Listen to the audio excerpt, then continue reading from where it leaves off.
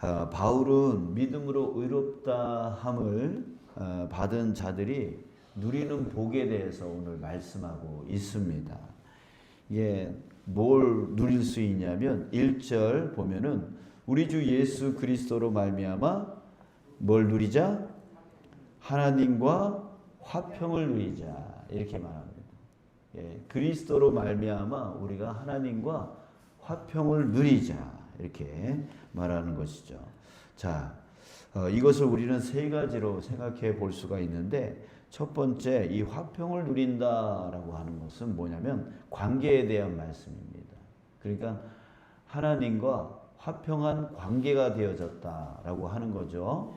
자, 그러면 이전에는 어떤 관계였는데요? 10절에 보면 뭐라 그래요? 곧 우리가 원수 되었을 때에 라고 합니다. 이전에 우리는 하나님과 어떤 관계였냐면 원수 관계였어요. 원수 관계였어요. 우리는 죄로 인해서 하나님과 그 원수 관계, 그러니까 단절되어졌다라는 거죠. 그러니까 사람은 하나님을 기억하지 아니하고 하나님을 생각하지 아니하고 자기 마음대로 자기 뜻대로, 그러니까 하나님과 전혀 다른 길로 살았다는 거예요. 그러니까 서로 원수 관계였다라고 하는 것이죠.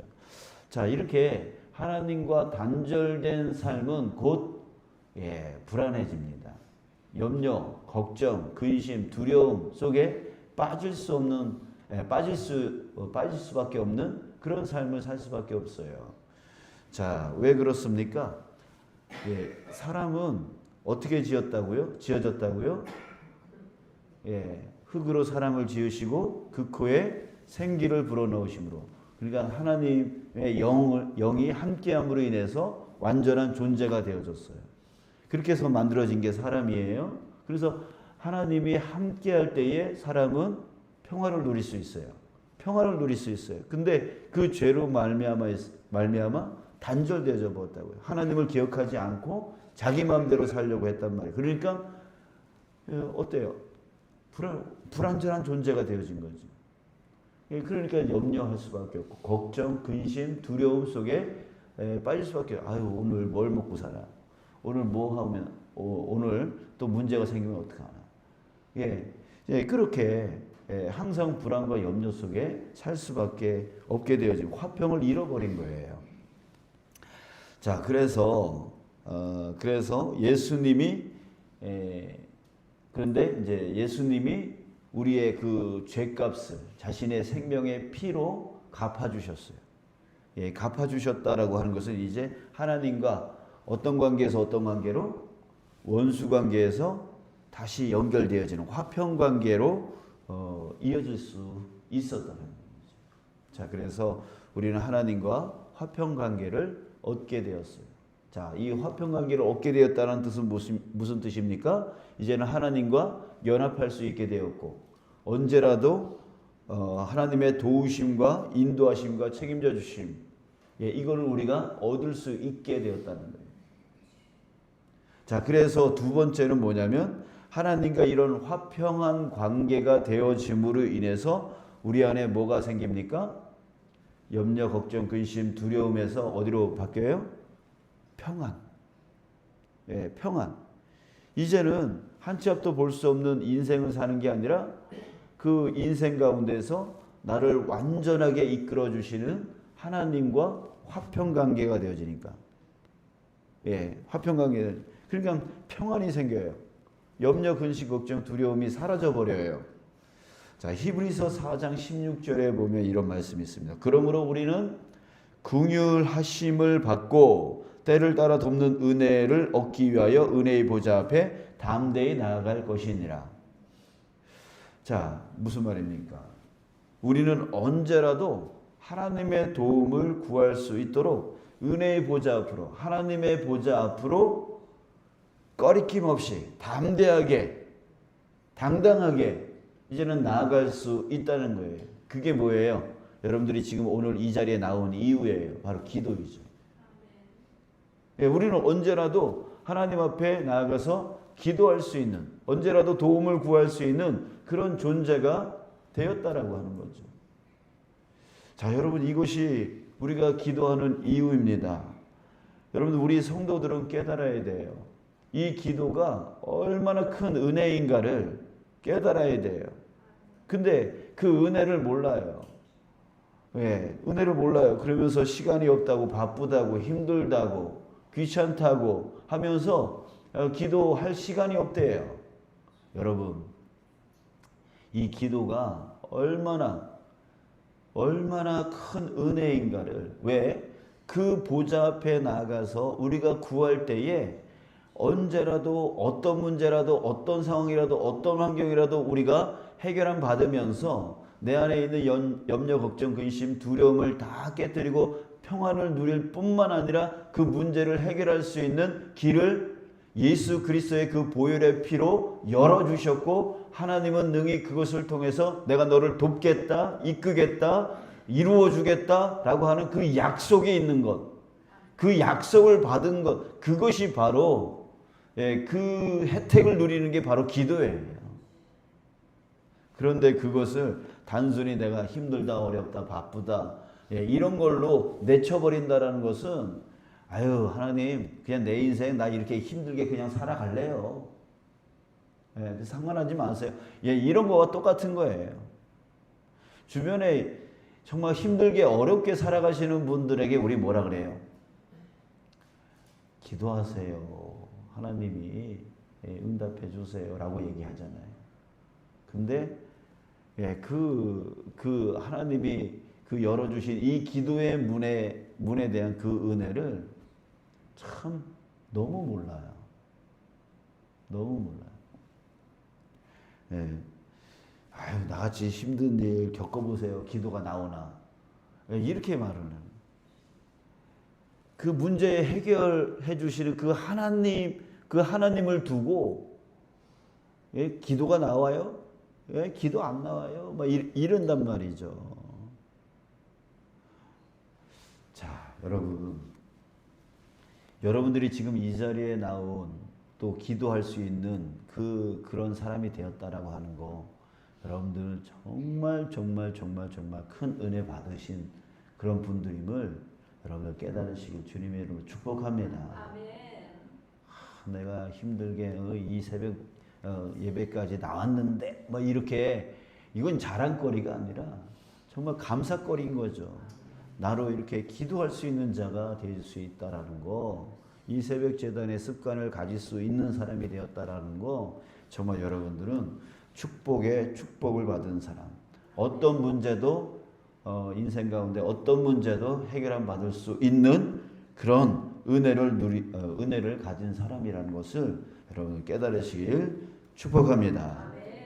자, 이제 세 번째는 뭐냐면, 하나님과 화평관계가 된 자는요, 환난이 와도 오히려 소망으로 기뻐한다는 거예요. 왜요? 왜일까요? 환난이 와도 낙심을 하지 않아요. 환난이 오면 오히려 소망으로 기뻐해요. 자, 왜냐하면 결과를 아니까. 결과가 뻔하다는 거 아니까. 어떤 결과인데요? 하나님은 나를 어디로 인도하세요? 푸른 풀밭과 쉴만한 물가로 모든 것을 합력하여 선을 이루신. 이게 바로 하나님이 나에게 만들어 주실 결과예요. 이 결과를 아니까 환난으로 인하여 낙심하지 않는다는 거죠. 오히려 푸른 풀밭과 쉴만한 물가로 이 환난을 통하여 나를 이끌어 가실 것을 소망하게 되어지니까 오히려 기쁜 거예요. 오히려 기쁜 거예요. 그래서 그 소망이 있는 자는 낙심하지 않는다니까요. 여러분, 죄송하지만 자살하시는 분들이 계세요. 이런 분들은 왜 그런 일을 하시죠? 절망, 소망이 끊어졌다는 뜻이잖아요. 그러니까 더 이상 내가 살아봤자 소용이 없어. 절망. 그 절망이 자기 자신을 스스로 죽이게 만드는 거잖아요. 근데 소망이 있는 자는요, 어떤 어려움 속에서도요, 소망이 있는 사람은 살아나요. 견뎌내요. 이겨내요. 그래요. 그래서 사도 바울이 말하지 않습니까? 우리가 환난 중에도 즐거워하나니 3절 우리가 환난 중에도 즐거워하나니 이는 환난은 인내를 만들어내. 그러니까 소망을 가진 자의 모습을 얘기하는 거예요. 소망이 있으니까 환난을 어떻게 해요? 인내해요. 인내하면서 뭘 받아요? 연단을 받아요. 연단을 받아요. 그래서 그 연단을 통해서 소망이 성취되어지는 것을 얻게 되어지는 거죠. 얻게 되어지는 거죠. 자, 이럴 때에 소망이 성취되어질 뿐만 아니라 또 한 가지 얻는 것이 있습니다. 무엇입니까? 바로 성숙입니다. 성숙이에요. 자, 우리 그런 말 많이 하잖아요. 어렸을 때부터 고난을 많이 받으신 분들 이렇게 보면은 생각의 폭이 되게 넓어요. 예, 생각의 폭이 되게 넓고 아주 성숙한 그런 모습을 많이 보입니다. 그래서 우리 이제 어린아이 중에 그냥 부모를 좀 일찍 잃고 이렇게 힘겹게 이렇게 사신 사신 이사다. 이게 그렇게 살아간 아이들을 보면은 되게 어른스럽잖아요. 생각 자체가 되게 어른스럽잖아요. 그래서 어른아이라고 그렇게 표현도 하잖아요. 그게 왜 그래요?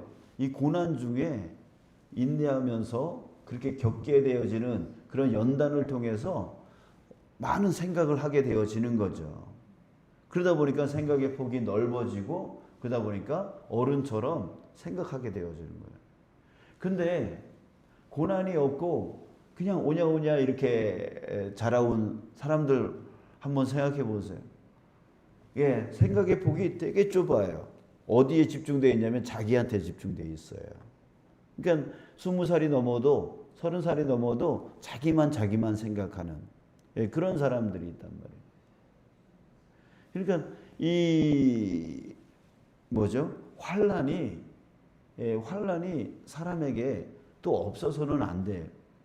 우리 인생의 그 환난을 통해서 자기가 인내하면서 연단받고 그 연단의 과정에서 생각의 폭이 넓어지고 그래서 남을 이해할 줄도 알고 용서할 줄도 알고 용납할 줄도 알고 또 그 사람을 도울 줄도 알고 나눌 줄도 아는 그런 성숙함이 일어날 수 있게 되어지는 거예요. 근데 이게 소망이 없는 사람은 환난이 오면 어떻게 해요? 푹 쓰러져 버리니까 인내할 시간도 없고 연단될 시간이 없고 그러다 보니까 잘하지가 않아요. 성숙해지질 않는 거예요. 자, 여러분 우리에겐 무엇이 있습니까? 소망이 있습니다. 어떤 환난이 와도 소망이 있습니다. 왜?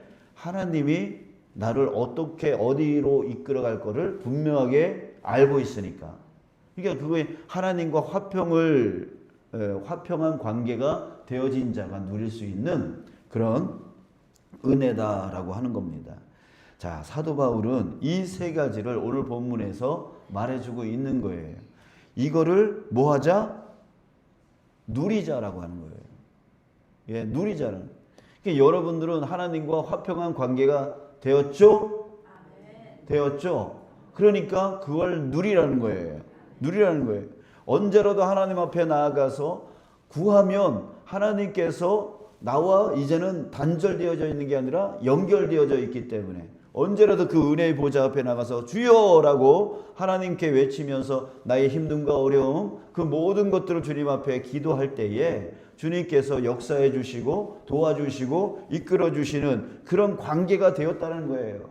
그래서 나는 평안을 누릴 수 있게 되었고 또한 그 가운데 소망의 그 인내와 그 환난을 이겨낼 수 있는 그 삶이 되었다는 거예요. 이걸 누리자는 거예요. 이걸 누리자는 거예요.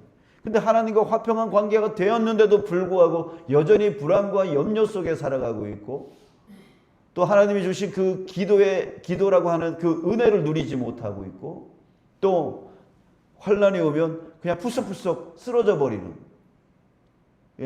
낙심해 버리는 절망해 버리는 그런 삶을 계속 살아가는 그런 자들이 여러분이 아니기를 원합니다.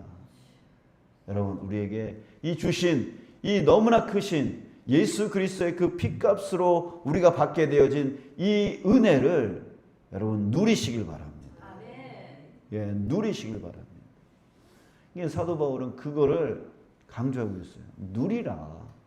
왜 너희들에게 그 주신 정말 예수 그리스도께서 자신의 생명을 바쳐서 너희들을 위하여 주신 그 은혜를 왜 누리지 못하고 왜 다시 율법으로 돌아가려고 하고 다시 너희들을 노예로 만들려고 하고 왜 다시 세상의 종이 되어져서 또 여전히 염려와 걱정과 불안, 내가 율법을 못 지키면 내가 구원 못 받는데 왜 그쪽으로 다시 돌아가느냐, 이렇게 답답한 마음을 말하면서 가르쳐주고 있는 겁니다.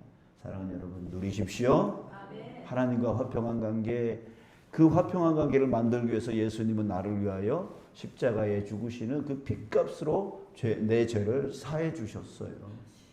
그 엄청난 희생을 통하여 여러분들이 지금 하나님과 화평한 관계가 되었으니까 이제는 염려, 걱정, 근심, 불안 그 속에서 살지 마시고 평안 가운데 사시고 또 불안이 또 찾아오려고 그러면 또 은혜의 보좌 앞으로 나아가서 주여 하나님께 내어 맡기고 그 안에서 또 환난이 오면 주님께서 또 나를 더 성장시키시고 또 나를 푸른 풀밭과 더 좋은 곳으로 이끌어 나가시려고 이 과정을 주시는구나. 오히려 그렇게 생각하면서 낙심하기는커녕 오히려 인내하고 거기서 연단받아서 더 성장해 나가는 영적 어른이 되어지고, 그래서 정말 저 사람은 정말 신앙에 참 대단하다 이렇게 존경도 받을 수 있는 그런 성장된 저 사람은 뭐 저렇게 장로라면서 권사라면서 목사라면서 뭐